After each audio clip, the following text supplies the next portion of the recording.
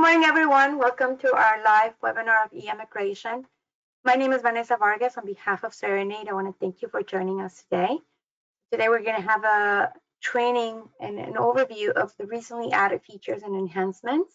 But if you have any questions, feel free to message me. We have a chat and a section for questions where you can ask, not necessarily just about new features or enhancements, but anything you want to learn today.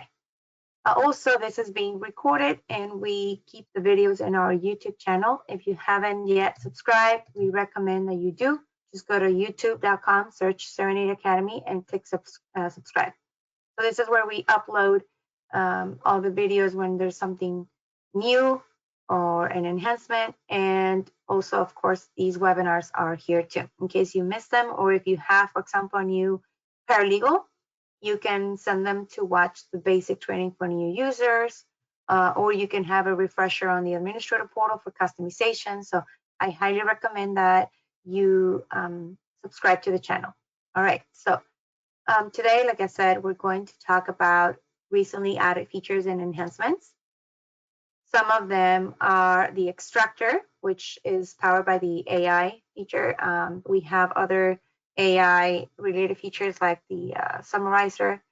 Today also I'm going to show you how to create an invoice from the client profile. Not necessarily a case need to be created. So you can just create the client profile and then invoice that, let's say, prospect. Or I'm going to show you how you can send a reminder by using a template for the letter templates, the workflow automation, and the conditional rules. All right, so let's switch screen. Okay, so the first item in my agenda for today. By the way, that PowerPoint presentation that I was showing, you can download it. It has links that you can click on, and it can, take you to. Why is it not? Oh, there we go. It's going to take you to the links to learn, okay, how to create a template, but yeah, that's important. If you want to download my PowerPoint presentation, click on handouts and you can download it. And like I said, you can also message me if you click on the questions item. Okay, so basic 3 steps. For those who are new, in fact, let's see. Today you're attending a training because are you a new user or an existing user?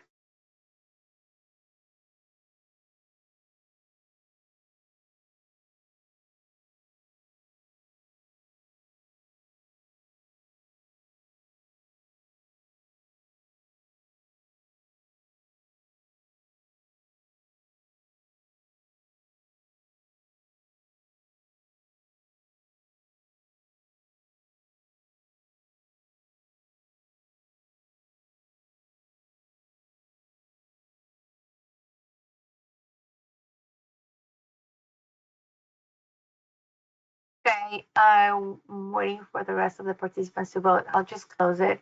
It looks like now the majority of you are new users. Perfect. So because of that, I would like to show you the basic 3 steps, okay? When you got your, what happened? Okay, there we go. When you got your account, you are given a URL, and this is the caseworker portal. And so the first step is to create a contact. And you can create the contact manually through here on the left, create client contact. Obviously, enter the information. This is what I was saying, like you can have a prospect or active client, individual or business. But when you create the new contact, it's going to look like this. Let me open one. Okay, so this is where you enter the information for that contact. Okay, now that's the first step. Keep in mind that if you don't want to do it manually, you may also send them a link. It's called anonymous questionnaire. And technically anyone, you can put the link on your website or social media or pages. And anyone who clicks on the link, it can even change the language enter their information, and submit to complete a questionnaire. And then, of course, you'll see that in the system so that it creates an account for that new prospect. Okay, or it could be an active. You determine that. You can customize that link and say, for example, I want that link to be for our client Starbucks, all of the applicants for H-1Bs.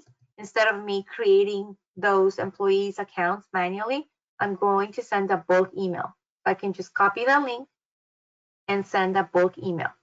Or it could be, again, a more generic questionnaire for prospects who found your website. You click on that, they click on the link, and you can ask them questions like, how did you hear about the law firm or organization? What service do you need? When would you like to come in for a consultation, etc. So you can create your own questionnaires. If you're new and if you haven't taken your admin training, I highly recommend you do. During the administrative training, we show you how to customize the system, including how to customize your questionnaires. So I'll leave it here just in case you guys have any questions for the admin. So going back to the basic 3 steps, again, like I said, number 1 is create a contact profile, okay? And this is I always call it the brain of the system, because this is where you enter all the information. And when you enter the data, make sure that you click Save Changes, because if you don't, you're going to lose that information when you switch to a different section. The second step after you create the contact is when you click on Members. And when you go to Members, you want to link the member, for example, the children or spouse or parent, even a sponsor, because that way when you get to the forms, their data also transfers automatically, okay? Technically, if you send the person a questionnaire and they enter the data for the family members, then you don't have to do it manually. The system will create an account for each member and link it so that you know the name of the person, who's related, and what's the relationship, employer, daughter. But it's really easy and effective because, again, you want to work more efficiently and stay organized. And step 3 is when you create the actual matter. You click on Cases, and then you go to Create Case on the left, and you want to follow the steps for the case wizard. Meaning, for example, your location, the type of process. Let's say we're doing an adjustment of status. All of these can be customized. All of these drop-down menus. You can use the system, by the way, for non-immigration cases if you want. You can use it for other type of matters or practices. I'm going to click Next. The attorney's information will transfer to the forms if this box is checked. Then this is where you select the role. For example, for this adjustment of status, my client Valeria, she's a petitioner.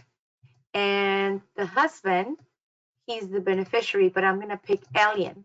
Why? Because the forms are expecting alien information, so might as well just select alien and it's faster. Otherwise, if you pick beneficiary, when you get to the form, you just click on select, transfer, or replace alien, and then click on his name. That's it. Anyway, so I'm going to click Next. I don't have any conditional rules today. We're going to learn about that. You need to customize them here in the administrator portal, okay?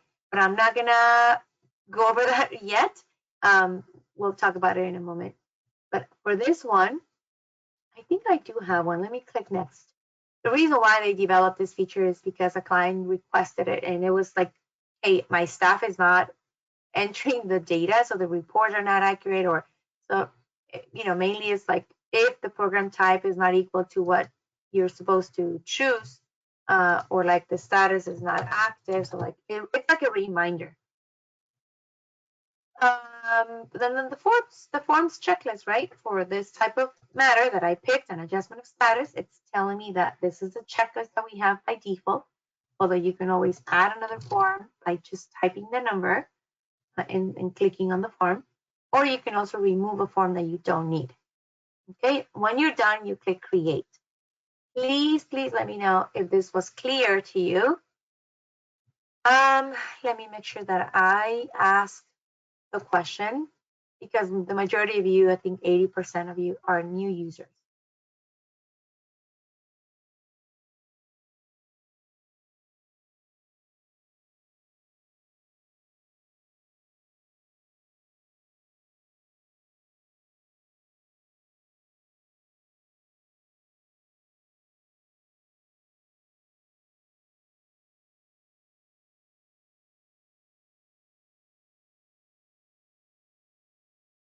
Okay, I've got 50% of the votes, and I will close.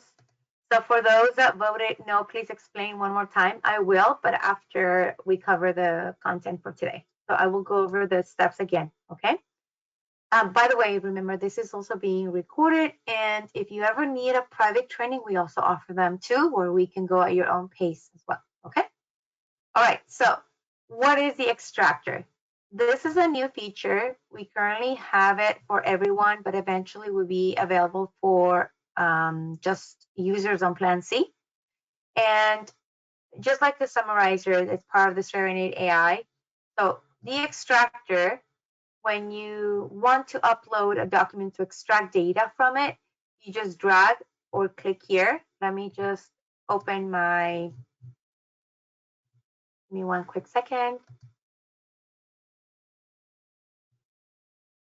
If you have any questions, please let me know. Where's my document? I think I deleted it.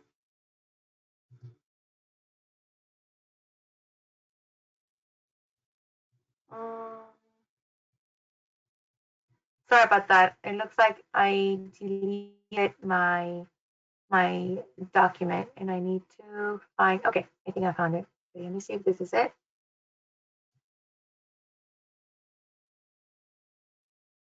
It might be just the image of the passport, not the actual. Let me see. Okay, in the meantime, while it loads, again, I'm not sure if I uploaded the right one, but I'll explain to you what this is for. So the extractor, as the name says, will extract data from the document. So imagine, again, when you have a passport or a USCIS receipt or a USCIS form that you have saved as a PDF from, I don't know, 2 years ago. Instead of creating a new contact manually into the system, you can pull the data from that document. It has to be a PDF. And when you upload it, it's going to ask you to map it, meaning mapping is connecting the fields and the values into the system. Where in the system you want us to store that data. So if this is the first time that we are extracting data for this type of document, then I'll just select a new template name. Or if I already have a template for the mapping, I'll just pick from here. I'll just say, I think this is it, the US passport. And I'll just click apply. Yeah, so I think I uploaded the wrong image. Give me one quick second. In the meantime, I'm going to launch a poll because I'm interested to know, how do you guys capture your client's data?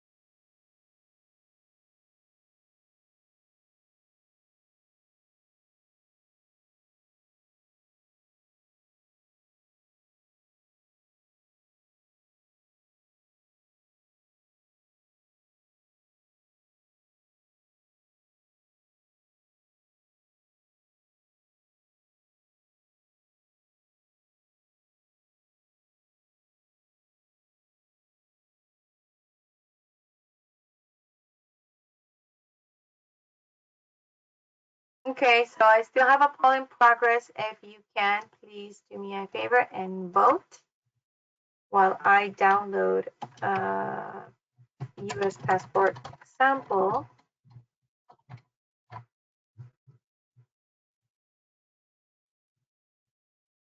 Okay, I'm just gonna close the poll and show you the results. Looks like the majority of you, since you're new, you have not used the system, and others are entering the data directly into the profile. That's great. That's awesome. Okay, so let me reload because this is not the correct one. Let me just cancel and do it again. Making sure that you guys can see my screen. Yes, you can. All right, so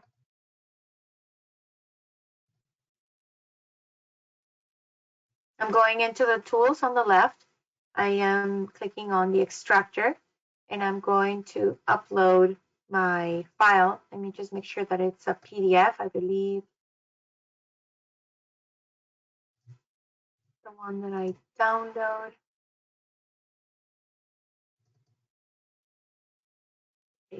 Okay.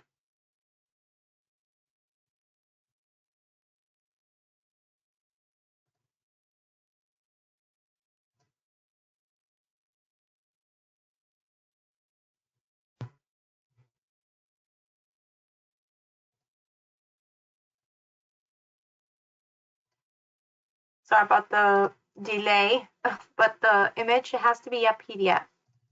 So I'm trying to convert this into a PDF. Okay. Oh, I have an idea. Since I'm having this dilemma, I might as well just show you something that we have that can help me. So I'm going to access the contact under the documents. Let's say we've got this passport. Might as well just, that's just the image of the other one. Here we go. Whenever you upload an image or your clients do that, you can also, move this out of the way for confidentiality, you can also convert images into PDF. So that's what I'm going to do right now. And that way I don't have to struggle. So where's my image? US password.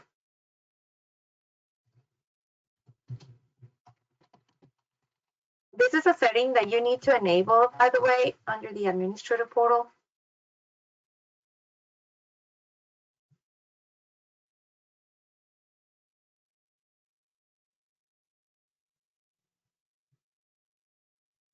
Why is it not letting me?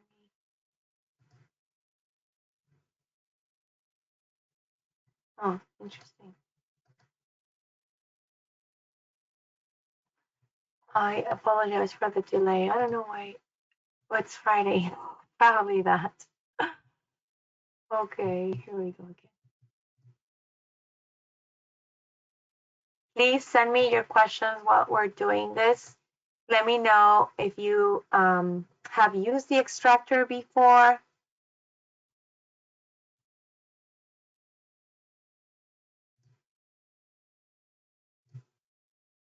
Okay, attempt number 2. All right.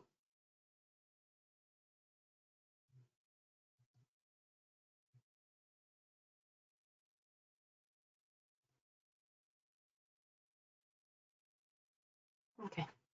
Again. Okay.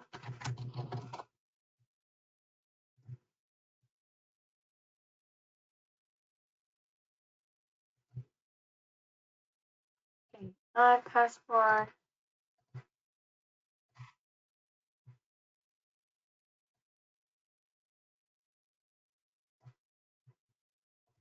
Thank you so much for your patience. This is not fun. Okay, try one more time. If I'm not successful, then I'll just explain to you the purpose, and then you can always see that the image. That's why it's not a JPEG. Okay, well let me explain to you what I'm trying to do, and then you guys can test it since all of you have access to this feature. In fact, what I can do is also use a different PDF, not necessarily a US passport. Okay, give me one quick second. Something that is not confidential.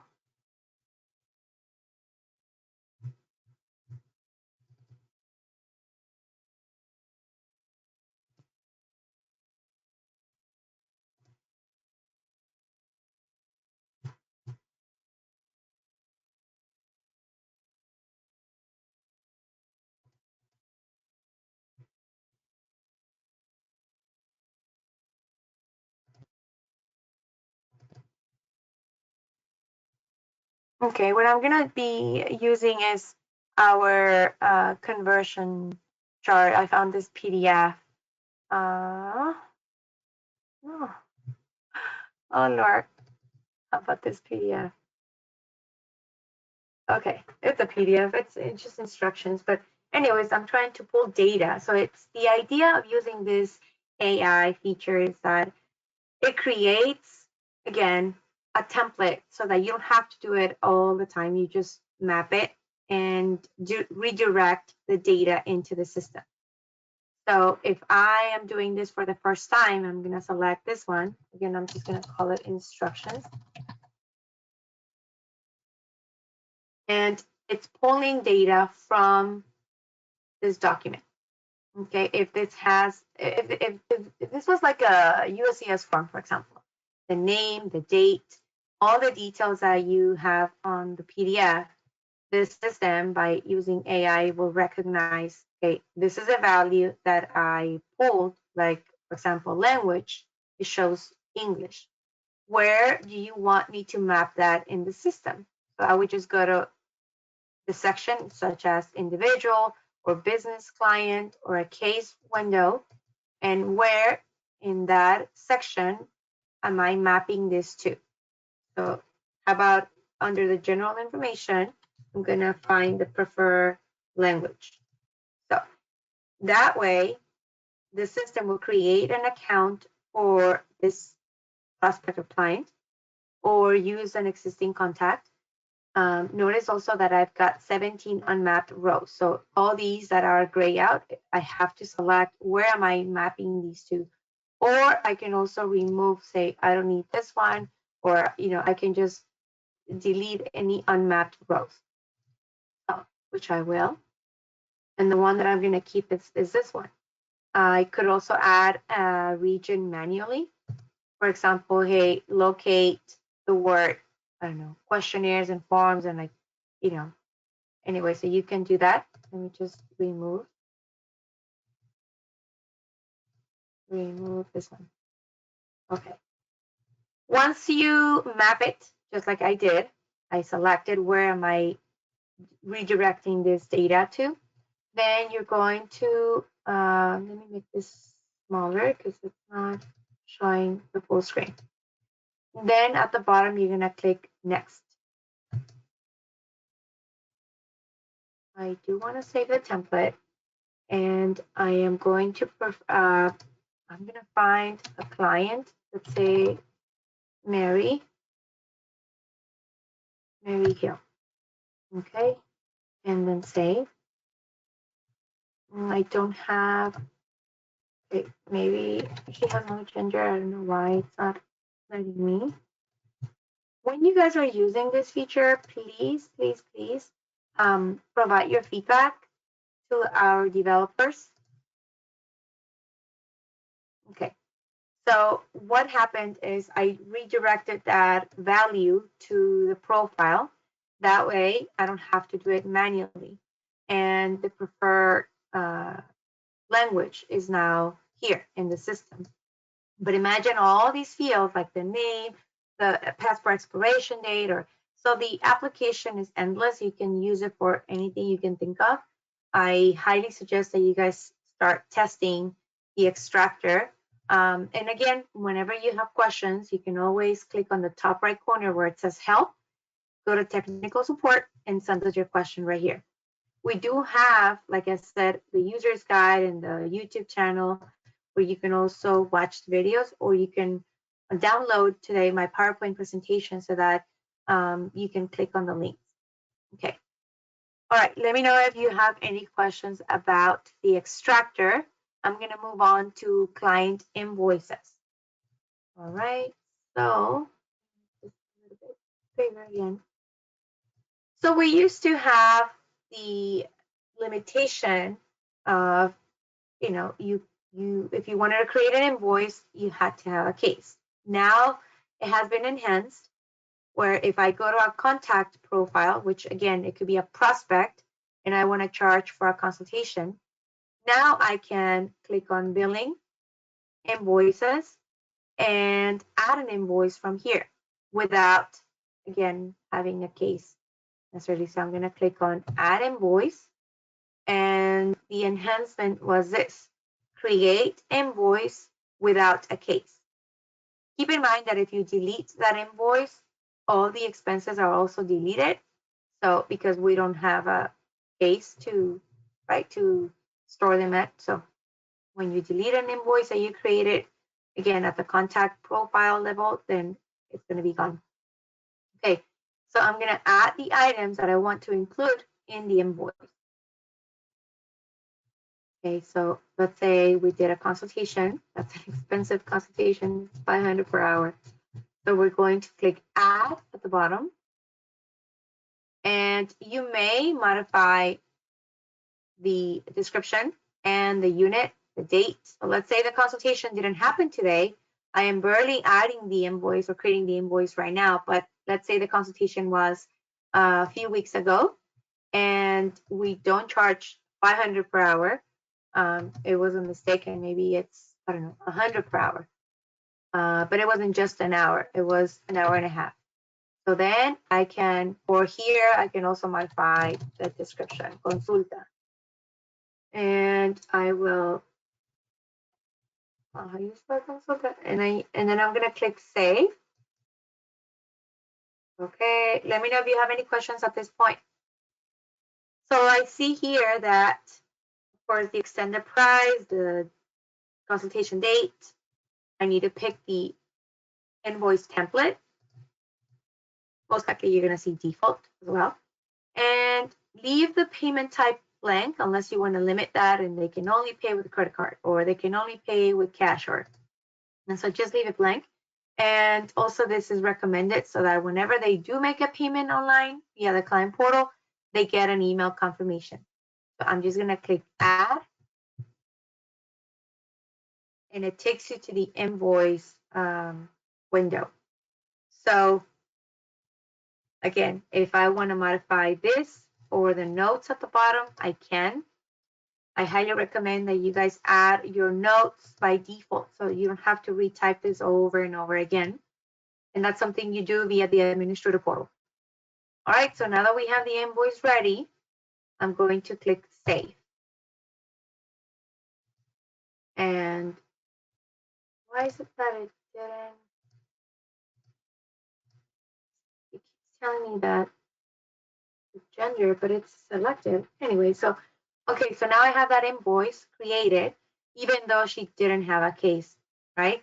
Of course, if they do have a case established, then you go to a case if you want and then create the invoice from there. It might be easier. Let me know if you have questions about that. I'm going to click on billing, invoices, and it should be there. But whenever you create the invoice, if you want to process a payment, see, this is blank because there's no case linked to it. So again, she owes $150. We're going to click select add payment. So let's say that she gave us, I don't know, a check or cash or for the amount of $75. And the check number is this. And the date when we got the check was the day after the consultation. But now she has to pay. Yeah, I don't know why it's giving me issues. Or probably this is our testing site, so I don't know what's going on. But it looks like it did process it because the balance is 75. Okay. So now if I want to create a payment plan, I mean, probably not for $75, but let's say we want to create a payment plan, then I can say, well, the first payment is going to be due on July 1st, and she's going to pay, well, I don't know, just say $25 every week. And I want to notify the client to remind her maybe about, I don't know, 3 days before the due date. And if you guys have the credit card processing module, you may also send the client a link so she can click on the link without having to log in, enter her payment card and everything that, to proceed and make the payment. So this might be a lot faster What's actually faster than that is if they give you their payment method, like here's my credit card, or here's my bank account and routing number, charge me automatically. That's even better. And then you can select the payment method in the system, which just process it on that day. Okay. All right. So let me know. Again, just disregard. I don't know what's going on. Let me know if you guys have any questions about that. I feel like I need to launch a poll. Any questions at this point?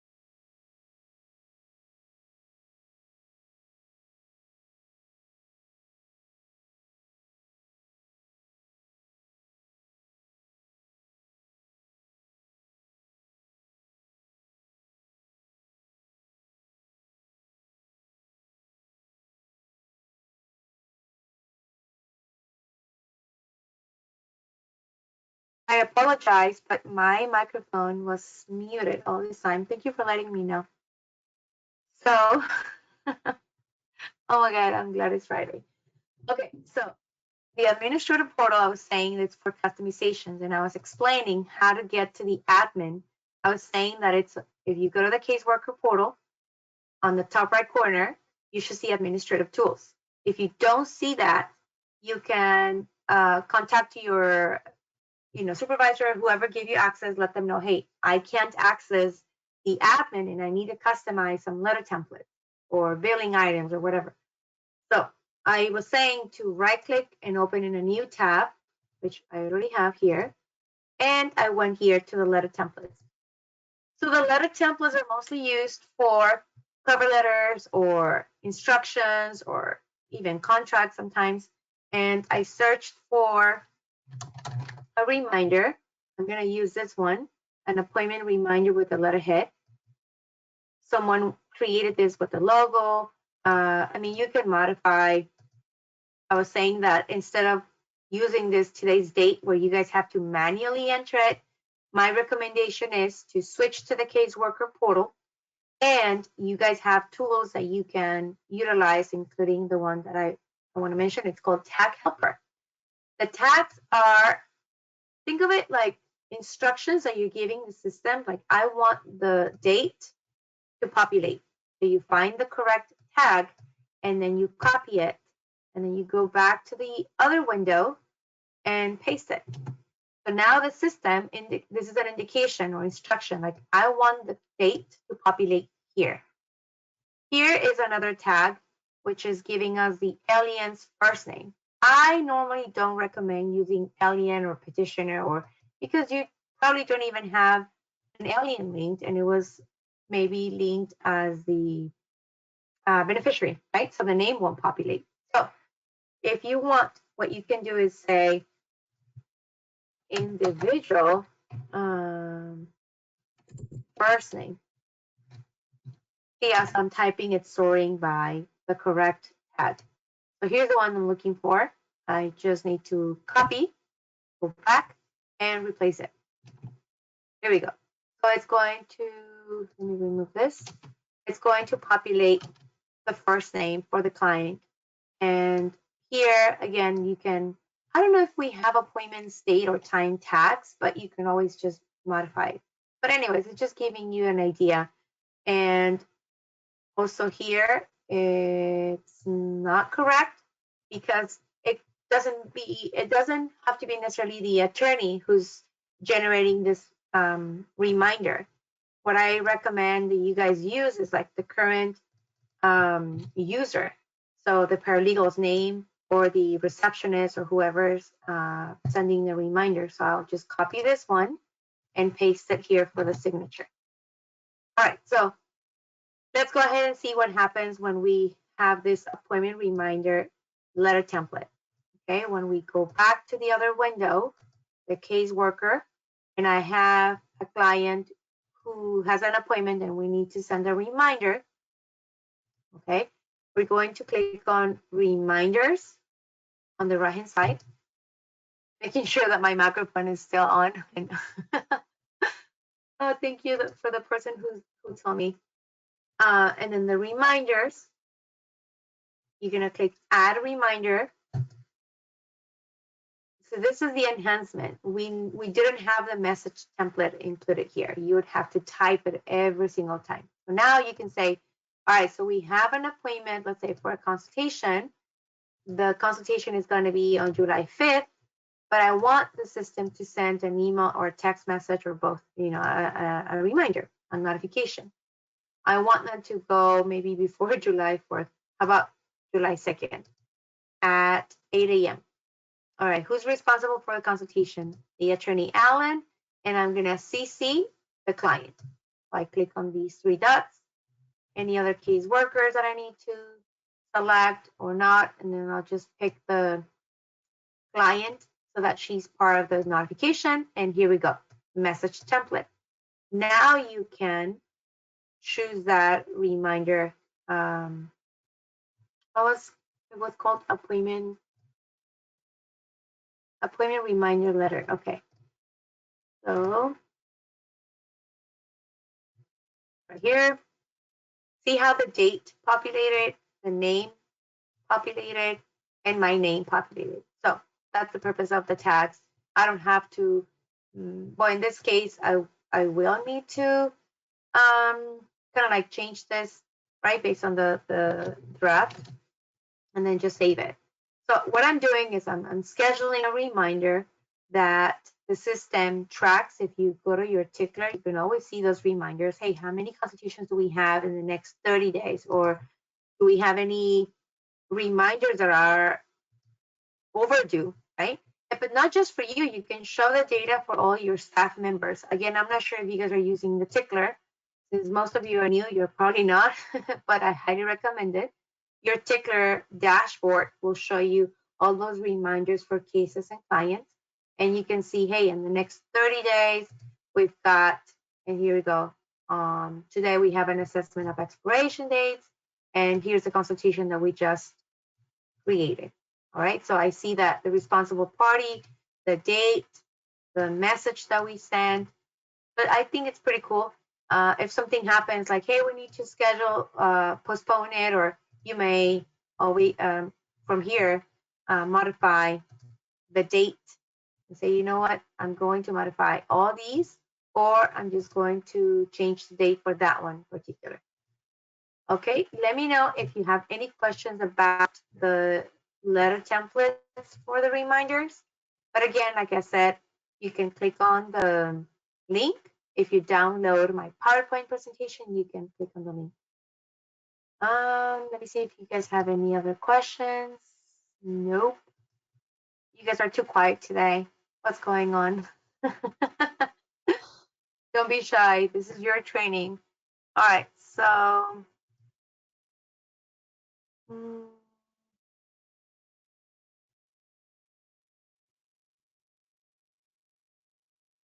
okay. All right, so let's continue. So workflow automation. This is another feature that I believe sometimes clients are not using as they should.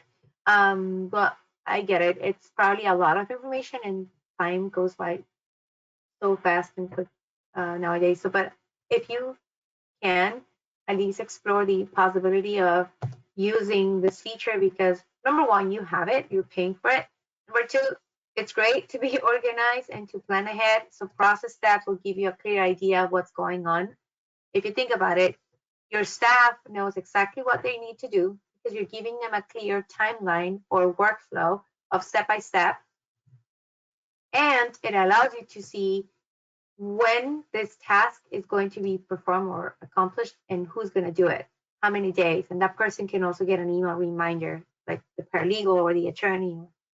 So let's talk about the process steps. So if you go again at the case window, click on process steps, and if you click modify, when you modify the process steps, you're going to add the start date. Keep in mind, these can be customized, okay? Either in general, or every time you do an adjustment of status or a DAC, or like, by process type, or on a case-by-case basis, you can modify them like here. So we're going to add the start date, and based on the time frame, it will auto-populate your target date, your deadline. And then you select who's responsible and save. Now, if you want to add more responsible parties, go to caseworkers and then link them. For example, I have a paralegal and I'm going to link her so she's part of that, list. Meaning if I go back to my process steps and modify them, and if I want to delegate something to Benita, let's say she's going to call the client to process, this one, process 50% down payment. So if I say, Benita, I want you to do this on July 2nd, you have a date to accomplish that. So your deadline or target date is July 3rd. So then I can now select Benita, and she's going to get an email reminder on July 3rd if she hasn't done it. How do we know if we have done it or not? Well, you just click complete it. As you see here, when you click complete it, then it populates the next one. And now we know that we need to send the reminder. If you don't want this to happen, then uncheck the box. That way, even if you select completed, it won't populate the target date. But it's an optional feature. And then click save. Okay, so with the process steps, okay, now you know you need to modify, or you can also do it by clicking here, select edit, and you can say, you know what, it's going to be 2 days for this, and who's responsible, blah, blah, blah. Oops, I canceled. So now you know that. Now, if you want to include process steps, for example, you can add a single step, or you can add a predefined list of steps.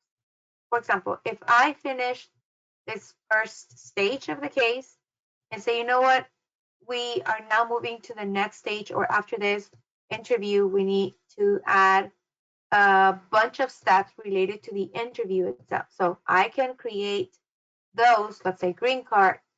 I can, yeah. And then I'll just add after the interview, then it's going to give me all those additional steps. Okay. Now here, it's the same thing, but it will be added at the bottom of the list. Whereas here, I was able to insert between these two existing steps. Okay. Now, what I want you to know as well is that the process step, for example, hey, we need to copy this one because we call the client for follow-up, not just one time. So I'm going to click copy, And it's a lot faster than having to click create, process steps, so it's cloned, it's created. If you notice on the left, you have these 6 dots where you can click and drag and then move that and say, no, I want to call the client for follow-up here. See? So you can also do that, or you can do one by one where you just move up or down. Let me know if you have questions so far. Let me make sure that you guys can see my screen and you can hear me. Good. Okay, then when you have the process steps, another feature that's included or related is the activities. So if I want the system, for example, to perform an action, instead of me doing it manually, I can create an activity. In fact, I already have 2. You can have more than 1 activity per step. So the step or the task is send questionnaire. Okay, great. Well, if I can just have the system perform the action, the activity be send the questionnaire, when do you want this to happen? When the process step starts, when it's completed, when it's due, a few days after, like, you can select, we'll say when it starts, send the questionnaire and then send it to the petitioner, send this questionnaire, blah, blah, blah. So it's already created. As you can see, it's a send the questionnaire when the process step starts. And a few days after the target date, send a text message, maybe a reminder or a notification to the attorney. We've sent the questionnaire to the client already. So these activities will save you so much time. I didn't think hold on, let me see. Yeah, I don't have the link here, but you guys can find that in the user's guide. Okay, so go ahead and click on help user's guide and type the word activity so that you can watch the video for that feature. All right, so now that we talked about the process steps, remember, if you go to your tickler, you can see those process steps here too. Okay, so I can say, hey, in the next, well, not just for me, but again, for my case workers, in the next 21 to 90 days, we've got these 2 items, and it tells me what the target date is. And I can just click on the link and go straight to the process step. Well, okay, if you want to modify, sorry, I was reading the question, how to modify. If you want to modify, it's in the admin. The administrative portal under case processes. If you go to the actual matter, for example, I was using the adjustment of status, or let's say asylum, you have the column for steps. So you can open the steps for that matter and say, hey, whenever we need to send a questionnaire, how about if we add an activity? It's already here. When the process step starts, send the questionnaire. So that's going to save you guys so much time. I hope that you can use it. All right, so next is the conditional rules. Actually, I'm glad that I was on that screen. Let's go back. So the conditional rules, as I said earlier, that are kind of like, I was going to say, it's a slap in the hand, like do it right. If you forget to select specific information about the case when you're creating it, the system will remind you pretty much. So if you go, for example, let's say for the green card, I'm going to click on, oh, it's right here, rules. Okay. It looks like we already have one here, and the rule says, let me edit. For the general information, they pick the program type, and the custom fields, they have a funding date. And the rules are that if the process type is equal to green card, then the funding has to be greater than this date, and the grant type is the one that says grant 1. So you can add your conditional rules, like if this is the case, then it has to be this. All right, it's mostly for nonprofit organizations, the way I see it. Well, maybe not necessarily, but you can, again, customize your rules. So let me take you back to the other window. Here we go. So when I create a case and I forget to select that, again, let's say we have a green card, and I'm not going to choose program type and category on purpose. Let me pick a party. Is going to be the petitioner. All right, so here we go. If I forget and click next, it's going to give me the reminder. The program type is not equal to milli, and the funding date is not greater than March 1st. So I can just go back and then customize it here. So it's kind of, again, great because sometimes your reports are not accurate because the staff didn't really enter the right data. So that's how you prevent it. Okay, let me continue. The auto-convert uploaded images to PDF that I was talking about earlier is over here. If you go into the admin and you click on application settings, it's right here. Make sure that it's on if you want every image that is uploaded to be converted automatically to PDF. I like that feature because it's a lot easier because you can preview it.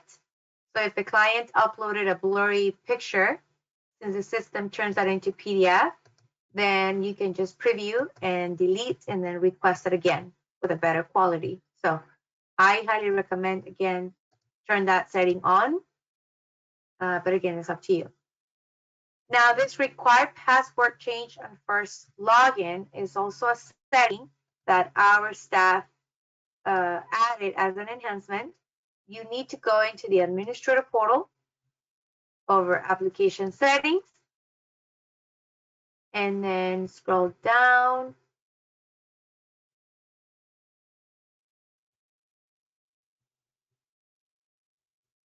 And I can't find it. There's so many new settings. Oh, right here. Like I know it's somewhere, security settings. So go to security settings and it's right here. Require the password change on first login. Of course, if you guys have the external authentication providers, then this setting is not applicable.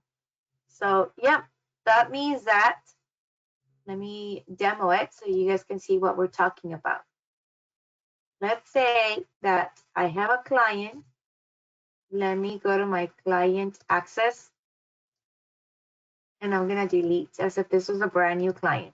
All right, so client Valeria needs to log into the client portal. I'm gonna give her the access with the password 1234, so that when she logs in, now how is she going to log in if you don't provide the link? So I suggest you click your email credentials and send her an email that says, here are your credentials. Remember, you can use a lot of templates. I have one example in Spanish. Credenciales, querida Valeria, aquí le proporcionamos los datos necesarios. So like it's providing the username and password, but don't change the brackets. The system will send the email with the correct password just for security reasons. And when you send that, now she can log in. Let's take a look. If she goes here and enters Vale, and then 1234, because this is the first time that she's logging in, this is what they're going to see. Please change your password. So the current one is 1234, and now she can pick a new password.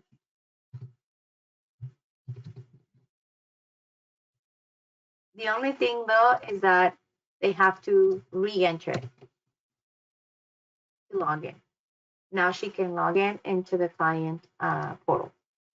All right, let me know if you guys have any questions about that feature as well. Like I said, you guys are too quiet. Just a couple of questions. Well, you will have questions for sure. If you're new, even if you're not new, it's always good to ask. So you do have resources and support. Let me explain. You can call us Monday through Friday, 8 to 5 Pacific Standard Time, except on holidays. Of course, we're going to be closed on July 4th.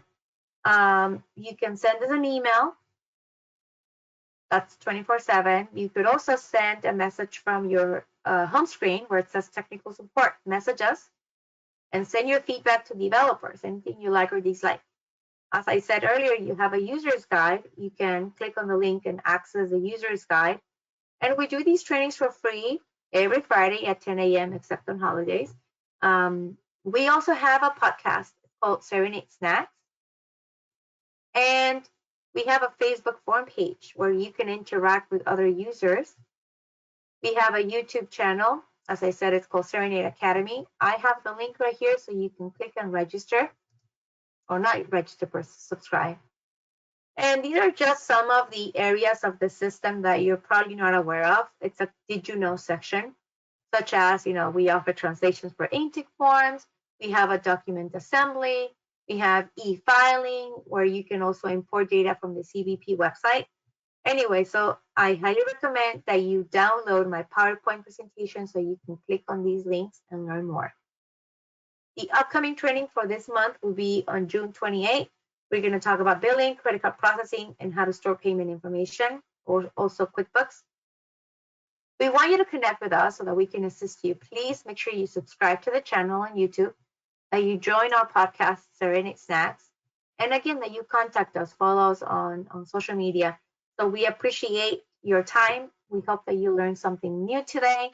Again, I'll stick around for more time if you guys have any follow-up questions. If not, you can disconnect and have an amazing weekend. Thank you so much.